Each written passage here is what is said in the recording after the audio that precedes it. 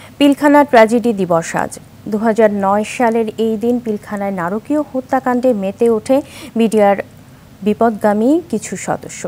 শহীদ সেনা কর্মকর্তাদের স্মৃতিফলকে শ্রদ্ধা নিবেদন করেছেন রাষ্ট্রপতি আব্দুল হামিদ ও প্রধানমন্ত্রী শেখ হাসিনার পক্ষে তাদের সামরিক সচিব। পরে স্বরাষ্ট্রমন্ত্রী, 3 বাহিনীর প্রধান, স্বরাষ্ট্র মন্ত্রণালয়ের জননিরাপত্তা বিভাগের সিনিয়র সচিব ও বিজিবি মহাপরিচালক শ্রদ্ধা নিবেদন করেন। শ্রদ্ধা নিবেদন শেষে শহীদদের স্মরণে দাঁড়িয়ে 1 মিনিট নীরবতা পালন করা হয়। এরপর দোয়া ও মোনাজাতের মাধ্যমে শেষ হয় আনুষ্ঠানিকতা।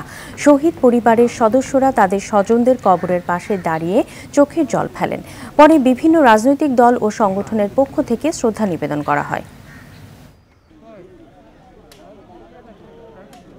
বিপদগামী বিজিবির সদস্য ঘটনাগুলি ঘটিয়েছে, সেগুলি আপনারা সবাই জানেন এবং সেটার যথার্থ বিচার প্রক্রিয়ার মাধ্যমে বিচার কার্য শেষ হয়েছে।